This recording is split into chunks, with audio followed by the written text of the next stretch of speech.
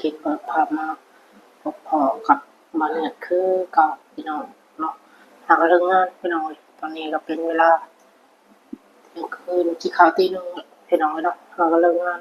ว่าช่วงนี้งานหลายเนาะเลยเลิกงานมาอาบน้ำแล้วก็สิมากินข้าวนะพี่น้องก่อนอื่น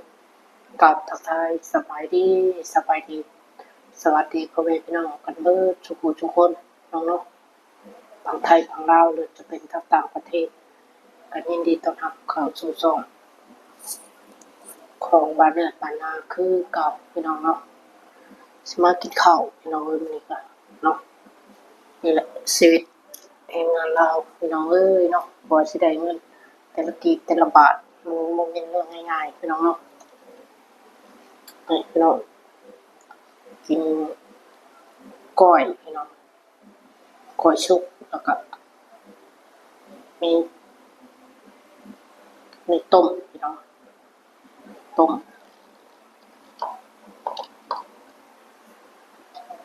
แล้วก็ก้อยชุบแล้วก็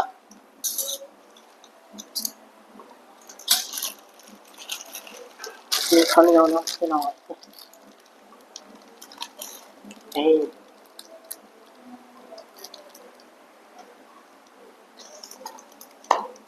ของแซ่บพี่น้องมีข้าวเหนียวน้ำนี่ข้าวเหนียวก็มีผักน้ำพี่น้องเนาะผักเก็บกับผักเก็บเนาะมาพี่น้องมากินข้าวร่วมกันเด้อพี่น้องวัดทุกคนพี่น้องเอ้ยกินข้าวร่วมกันตอนสีเลิบๆพี่น้องคือข้าวข้าวเหนียวมันเลิบๆพี่น้องก็เลยซื้อครับเนาะ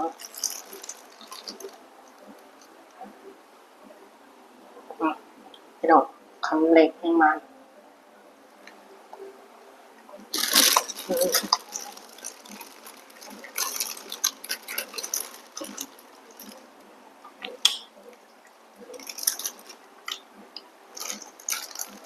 เช็ค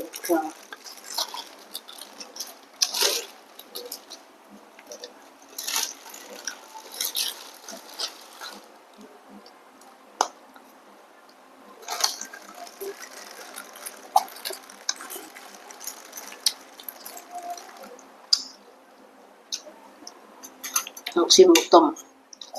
ขมเนาะ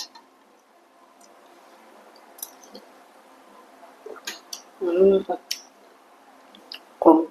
ขักเลยพี่น้องสำหรับ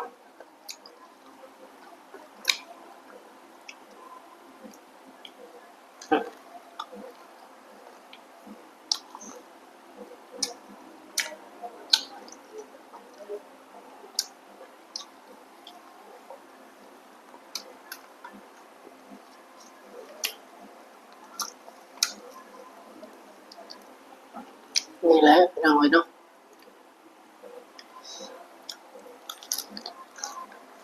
เป็นงานลาวมาสู่ชีวิตอยู่ในเมืองง่ายอย่างกว่าเขาจะได้เงินมาแต่ละกีบแต่ละบาทมันก็ไม่เป็นเรื่องง่ายๆพี่น้องเนาะ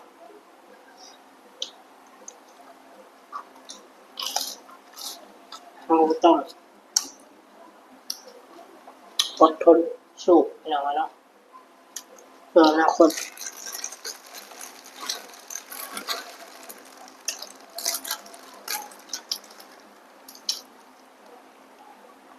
เพื่อความพันพี่น้อง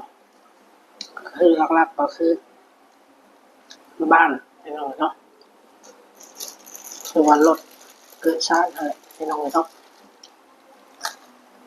คือต่อไปยังไม่มีทักษะพี่น้องเพราะว่าเมื่อเองยังไม่มีบ้านของตัวเองยังก็ต้องสู้พี่น้อง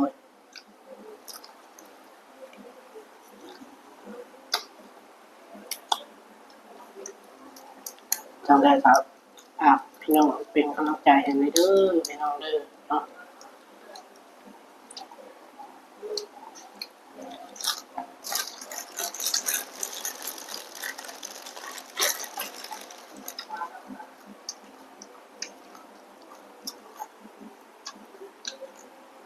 ฝากกดไลค์กดแชร์กดติดตามที่นี่พี่น้องเพื่อเป็นกำลังใจให้มาเดินเฮ็ดคลิปต่อไปพี่น้อง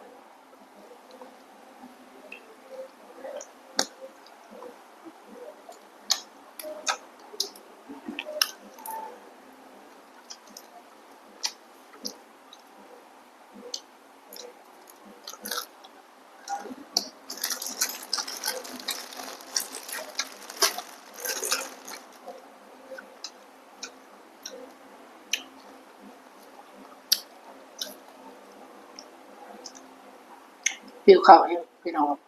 มาเด้อพี่น้องเด้อบัดสุขทุกคนพี่น้อง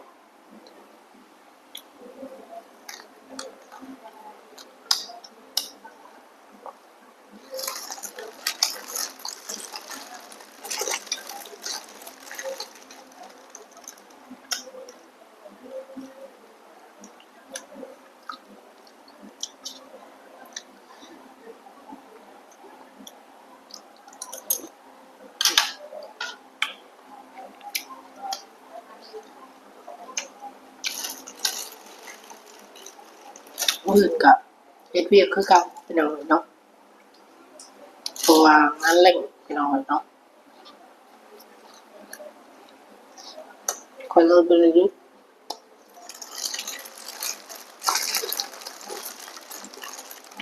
ปกติวันอาทิตย์เราจะได้หยุดพี่น้องแต่ว่านี่งานมาแล้วก็เร่งพี่น้องเนาะลูกค้าเพิ่นจังได้ไว้เลยบ่ได้หยุด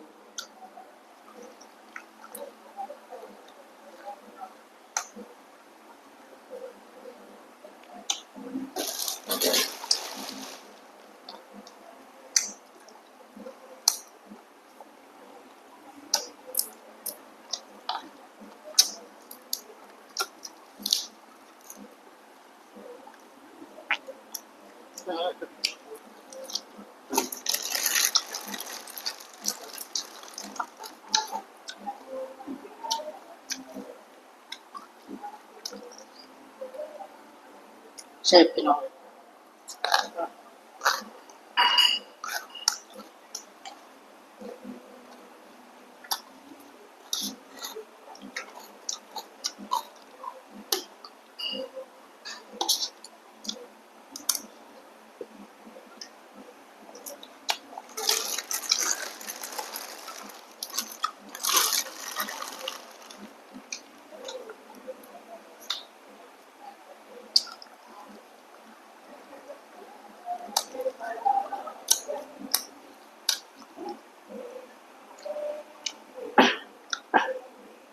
ช่วงนี้ก็มา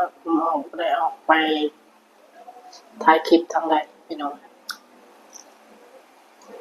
แล้วก็ไปเรียนงานตื่นเช้ามา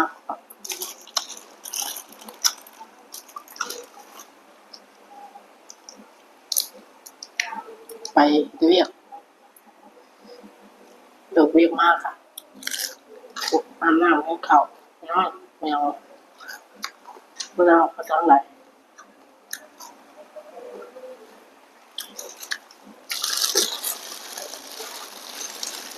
ก็ไม่แต่ถ่ายคลิปลงวิธีชีวิตของหนุ่มลาวมาสู่อยู่ในเมืองใหญ่เพื่ออนาคตหรือว่าเพื่อความพันธุ์อะไรพี่น้องเนาะแล้วก็เป็นเพื่อนเนาะสำคัญ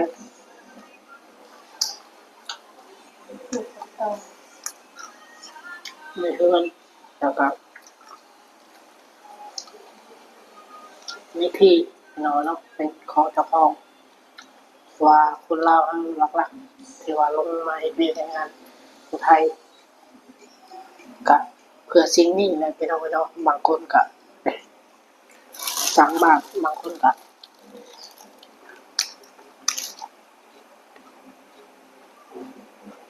มี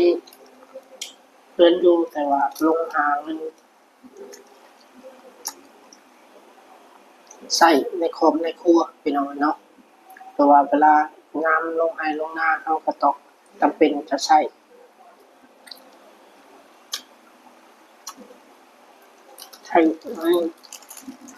จำนวนหลายพี่น้องเนาะจำนวนว่าเห็นไห้เห็นหน้าก็เพราะว่าซื้อน้ำมันรถน้ำมันลาดพี่น้องเนาะยำไห้ยำหน้าก็ค่อนข้างสิหนักอยู่พี่น้องเนาะนี่แหละจังเฮ็ดให้ในงานเราต้อง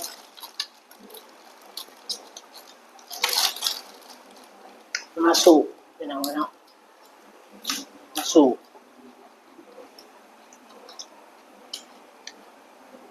อยู่ในประเทศไทยพี่น้อง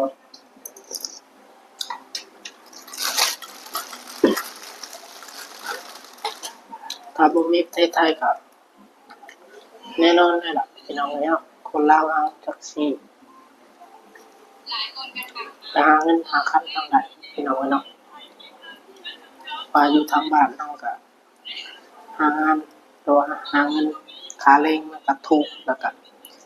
งานนี่ก็ค่อนข้างจะหายากอยู่พี่น้องเนาะ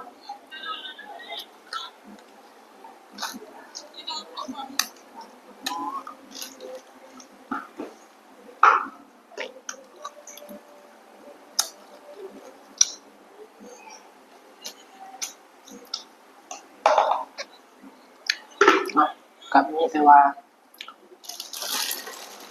นั่นแหละพี่น้องเนาะจะได้ภาพไว้เนาะกดไลค์กดแชร์กดติดตามนะครับเป็นกำลังใจให้เด้อพี่น้องเด้อเนาะสำหรับคลิปนี้ก็นะครับขอตัวลาไปก่อนพี่น้องเลยเนาะไว้พบกันวันที่หน้าสำหรับคลิปนี้วันนี้กล่าวคำว่าสบายดีพี่น้องทุกคนพี่น้องดีไม่แห้งบัดทุกคนพี่น้องบ๊ายบายนะครับ